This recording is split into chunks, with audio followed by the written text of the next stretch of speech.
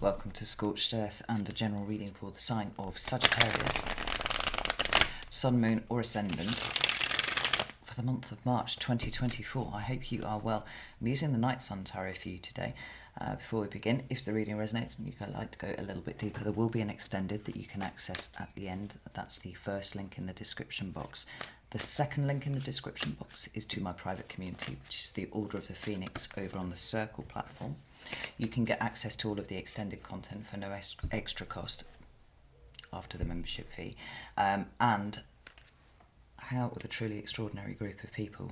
I don't say that lightly. They're wonderful. So if that sounds like something that will be of interest to you, you know what to do with that link. Right, let's have a look and see what's going on with you, Sagittarius. Could I have 3 cards for Sag, please? There we go. We have the King of Cups in your recent past. Current energy for Sagittarius. Ooh, Lord. Okay. We've got the Strength card. Oh, not on the wonk, as we would say. And what's coming towards Sagittarius for March, please? We have the Fool. This is lovely. We have the Ace of Cups at the bottom of the deck as well, just to really force that new start there. The Strength card, being tilted, being wonky as it is, I don't think it's too much of a problem because there's a great deal of change happening right now. You know, when I did the 6-month overviews at the start of 2023, I did see some really rather rapid growth for everyone. Most of which actually was characterised by the Tower for most of the signs apart from Sagittarius. You were completely excluded from that for some reason. But come to the beginning of this year, and I did 3-month overviews for this year. The next 3 months will be coming out shortly, around about March 15th or something like that. No one's excluded from the rapid growth. And although I can't remember actually off the top of my head whether the Tower came out for you or not, although I didn't release anything on YouTube last month, I did do a live stream sort of energetic check-in, which was like a 4-hour marathon for the people on Circle. And February seemed to have some fairly sticky energy for Sagittarians that was kind of uncomfortable, and it was so funny how within 12 hours of doing that live stream I started getting Sagittarians reaching out to me and going, this month, man, just a catalogue of things that were coming along and just vexing the life out of you. Remember, these are things are happening for you, not to you, and all that sort of thing. But it was hysterical how many Sagittarians reached out and went like, this happened, this has happened, this has happened. My partner had a series of cascading failures around cars. Literally, it's unbelievable. So, yeah.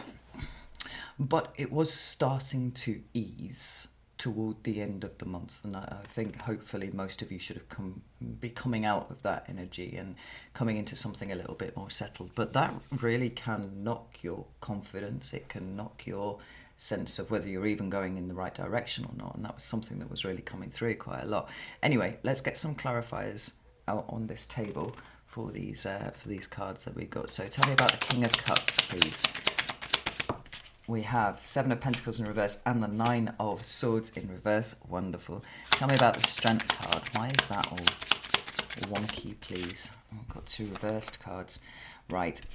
8 of Wands in reverse and the Page of Swords in reverse. That kind of makes sense. Tell me about the Fool. We've got the 6 of Cups and we have got the World and we have the Knight of Wands at the bottom of the deck, which is, of course, your card, Sagittarius.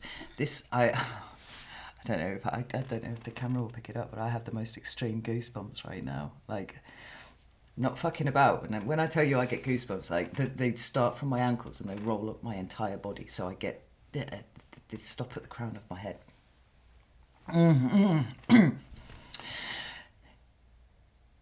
Doesn't hurt, but it feels really weird. And for 4.5 years now, I get this all the time. Anyway, This is good because it feels to me like March is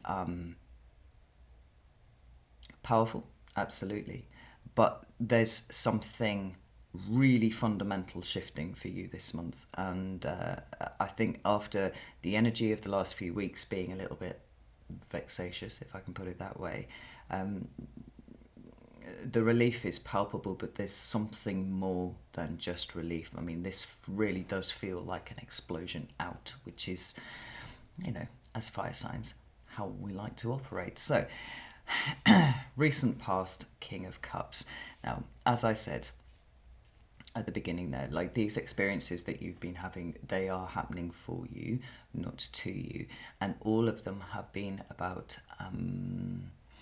increasing, escalating, amplifying the kind of emotional growth that has been happening in you for some time now, right? Whenever the King of Cups shows up, it's about, it's often about a maturation, and one thing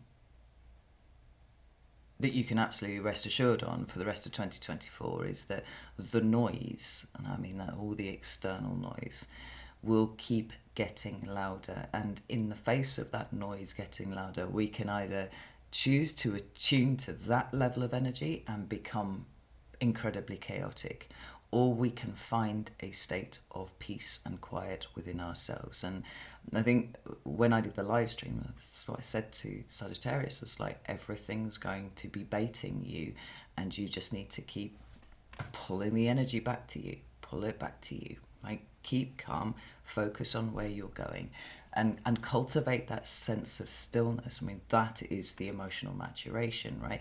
It's the idea that you're actually marching to the beat of your own drum, or vibrating at your own frequency, rather than matching what is going on outside of you. And to that end, I really, really love the fact that these two cards have come out here. Now, if we just briefly explain what they mean in the upright, you'll see why it's so wonderful that they've shown up this way. So the Seven of Pentacles is is a state where we have invested a lot in all sorts of things, any aspect of our lives, because the Pentacles for me are energetic currency. So it is not just about the state of your finances. It is also about where your energy goes, right? Your energy, your attention, your care, your love, your mental energy, your emotional energy, right? All of these things having been invested in everything, and that could just be in being you and living your life, right? And realizing that there is something wrong. Like, something here is not giving the yield that it was supposed to. And when we get to the Seven of Pentacles, it's like arriving at that place where we know that something is wrong, but we don't necessarily have the answers yet. We have to sit with whatever is making us uncomfortable and figure it out. The thrust of this card then being, are you going to invest more in a particular thing? More money, more energy, more attention, more of your focus, or are you going to step back? Now, the Seven of Pentacles does not tell us which one of those is actually required in any given situation. It just says it's time to stand still. It's time to assess. It's time to pay attention to the thing itself, not to the feeling that you have, rather than what it is that you're investing in. What needs to change? And like I said, with the Seven of Pentacles, we don't often know. Now, this Nine of Swords, it can be anxiety, it can be anything, right up to clinical depression, chronic depression, but it can be the things that worry you, the things that just niggle along, right? It's the way in which our perspective becomes warped over time when we are feeling fear, or we're feeling anxiety, we're feeling all of those things. So this is the upright. In the reverse, we have now worked out what it is that is problematic, and we are choosing what we respond to, and that's really important, because everything outside of you is trying to get your attention. But when you bring your power back to you, you realize that the power that you hold is in working out what thing actually gets your attention and what doesn't. The thrust of that February live stream was, there are going to be 1,000,001 things that are all wanting your attention as some sort of response from you. You get to dictate how you respond to it. That is a powerful position. And it means that you might have briefly lost your perspective, but it's come back very rapidly. And now we have a calming of this energy, right? Perspective is regained. I often talk about the nines as the way that we as individuals manage whatever suit they represent. So, in the Nine of Cups, it would be about how you manage your emotions. Here, it's about how you manage your mind. And so with the King of Cups and the Nine of Swords showing up respectively, we have the kind of double whammy of emotional maturation and then the mind following the emotions. Because, whether you like it or not, Saggy, you're actually a damn sight more sensitive than you give yourself credit for. And if your emotions are all over the place, then it's very difficult for you to think clearly. It's very difficult for you to make good judgments about things. Well, quite frankly, it's really easy for you to fall into overthinking, which is a quality of Sagittarius that I do not hear people talking about very often. And it's absolutely there. So we've got a kind of double, I don't want to say double glow up, but a double way in which you are mastering yourself. Now, when we come into your current energy, it might feel like anything but mastery of self. That strength card's kind of fallen over, it's on its side. But I think it might be really useful to consider the possibility that actually the strength card and the energies that it represents might be on the turn from an inversion round to a standing up like this, right? Because this way round, it would represent powerlessness. It would represent that feeling of sometimes, being victimized by the universe. Everything's out to get us. Nothing will leave me the fuck alone. What the fuck? These kind of energies, right? It's turning. But it's turning as you begin to understand what it is that dragged it the other way around in the first place. Now, that again, let's turn these the right way round and talk about their upright presentation. We have the Eight of Wands here, right, which is, it's acceleration, right? It's things coming into land. Sometimes it can be communication, but it's, what is it? It's a Sagittarius card. I can't remember what the planetary association is with it, right? Sagittarians like firing an arrow and having it actually fucking land at something, right? A to B. I have an intention, I have a plan, and I'm arriving at it. When that, for whatever reason, gets interrupted, that makes things very difficult, because what should just naturally occur for the Sagittarian is not occurring, and it becomes confusing. And we think back to October-ish. I can't remember if it was September or October, but I was talking about the Sagittarian superpower of the pivot. I'm just going to go off in a different direction, okay? We can't go that way, we'll go this way. And there was something about the way that Sagittarians were being held still. And it's like, right, you actually can't tap into your superpower now. What are you going to do? And a lot of Sagittarians found themselves kind of struggling against this sense of, again, powerlessness. Oh, that's really interesting. I've just put something together that I didn't really consider. There was a solar eclipse in Libra back in October. I think it might have been the 14th of October, but it might have been the 4th. I can't remember, right? Details escape me. Nevertheless, something was set in motion there, and that was around about the time Sagittarians briefly had their superpower taken away from them, and the universe was like, what are you going to do now? You've got to adapt, you've got to change. How is it for you when you have to dig in on something? Interestingly, on the other side, not exactly the other side, but right, fixed Earth, Taurus, were getting the messages that they could not dig in. They could not be stubborn here. They could not hold on. They had to be fluid. They had to be flexible. They had to be a little bit like a Sagittarius. It was almost like the roles had switched.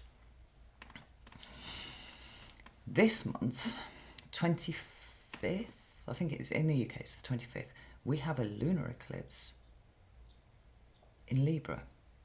It is the end of that particular cycle. there that was initiated in October and sees its end this month. And this last 6 months has shown you not just what happens when you're deprived of your superpower, which is the pivot and the ability to be able to just do something else, but also all of the growth that has come for you around that.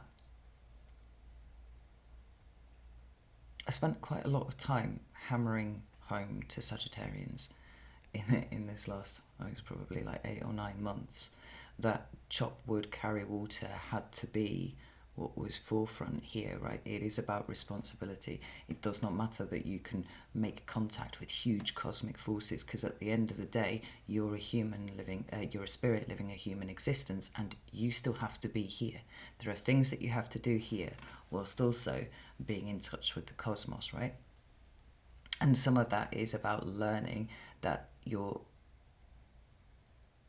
can actually grow as a soul if you incorporate those things that traditionally you might not have wanted to have anything to do with, right?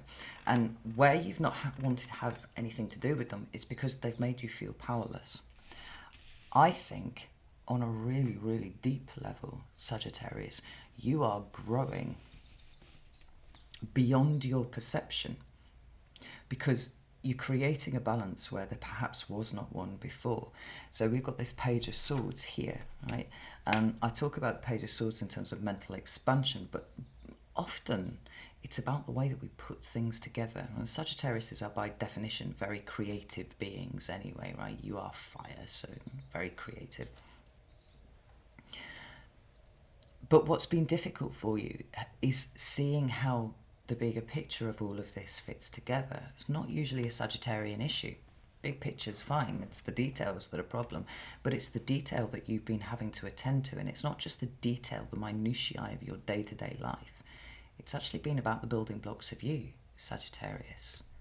This is an identity thing here. But understanding all the furthest reaches of you as a soul, not just the shit that is directly in front of you that you either choose to engage with or pivot off. I think as you are starting to understand these lessons, your soul is growing exponentially. And so rather than this card having fallen over that way, I actually think that this card is writing itself here. Like I said, because this growth is happening on such a deep level for you. I mean, perhaps what's growing here is a side of you that you have not had contact with before. It was actually just outside of your perception altogether, but it's coming up and it's strong and it's able to be fixed when it needs to be. It can carry burden, it can carry weight, it can do what Leo is, generally known for. It's funny,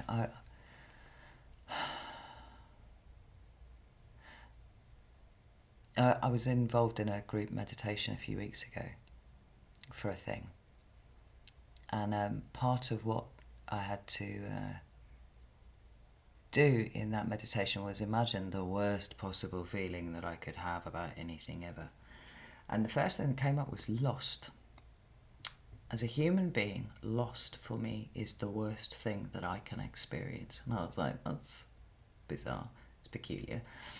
I don't think Sagittarians have that feeling at all, right? Because you view it differently. Lost just means somewhere new to explore, something exciting, new to discover, right? So much rests on perception.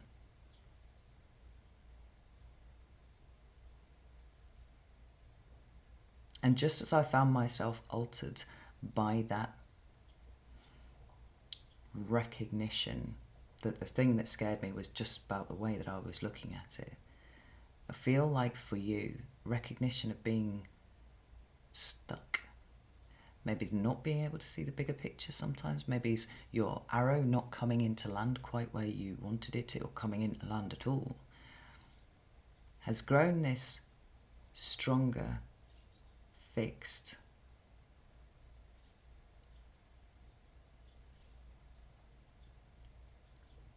more disciplined version of you. and there's a purpose for it. I mean, the Ace of Cups here is about your relationship with yourself, and that's going through a whole revolution right now. But the sense that you are finding yourself in a way that you never thought was possible, it's really, really strong.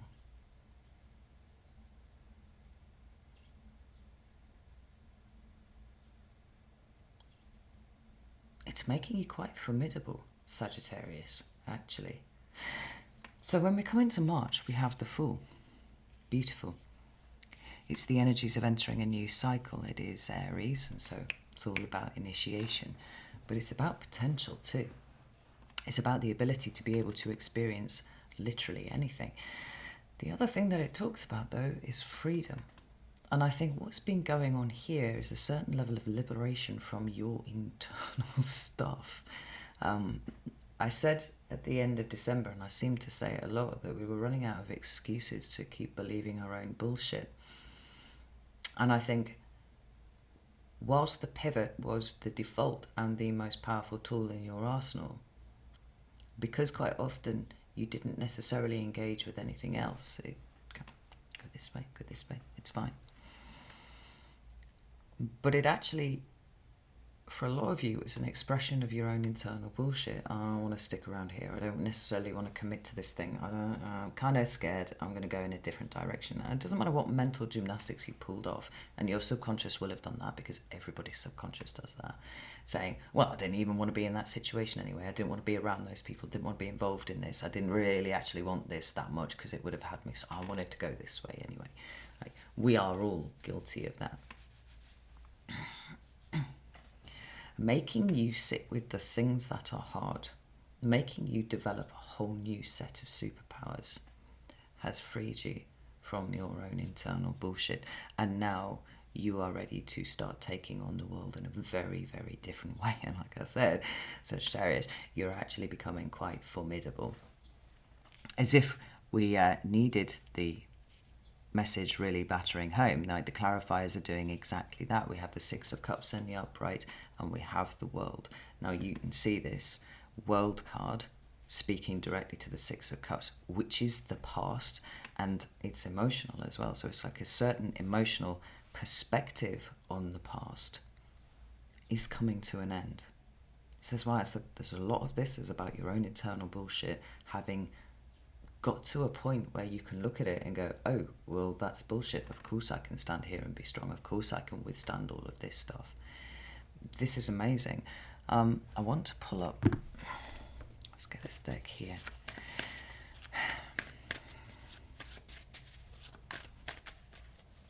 It could be that there are things that were in your mind around about October, right? Things that you were trying to pull off, that this month, just get the pin pulled on them altogether. Now it might be that this energy kind of bleeds over into April a little bit, because we've got that lunar eclipse on the 25th of March, but then we do have a solar eclipse in Aries on the 8th of April, and that really is going to be just setting a match to stuff in terms of initiating. Let's try not to burn everything down. About the Six of Cups in the world, Three of Pentacles, Queen of Cups, and the Sun at the bottom of the deck. There's some more Leo energy there.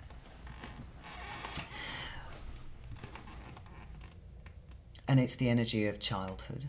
It is the energy of your inner child. It is the energy of joy and positivity and great creativity too. But it's also about the light of your consciousness, and how I feel that there is so much about you that you understand so much more deeply than you did before. Like I said, I think this last 6 months has woken up a part of you that you didn't know existed.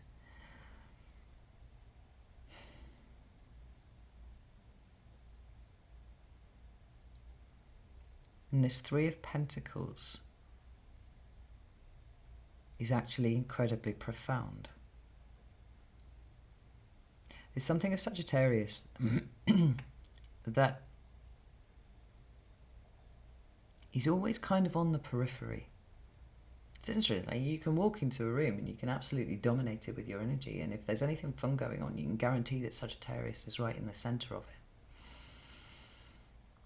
right until you decide you're going to go do something else, and then you're gone. But the question of belonging has always been a sticky one for Sagittarius. Because there's always been that level of detachment, that sense of not really belonging. Right? This is why you can canter around all different types of social groups, different kinds of situations. Just throw yourself in there and it's all fine. You've never really felt like you belonged. That's coming to an end. And I think for a lot of you, you realise that it's because you've been afraid of the rejection that's coming along at some point, because you know it deep in your heart. That's going. That's gone. There's something altogether much more committed that's showing up about you, because you do belong to something, and something belongs to you. The Queen of Cups is the ultimate card of passivity, but acceptance is what I mean by that. Accepting that you belong to something, accepting that you're a part of something, accepting that other people actually accept you as you are. Now, with your own internal bullshit dismantled, the light of your consciousness is illuminating this subtle but incredibly transformative change within you. And so the things that you were afraid of on a very deep subconscious level, and let me be clear, it is very likely that your subconscious performed all sorts of mental gymnastics to say it was anything other than that thing.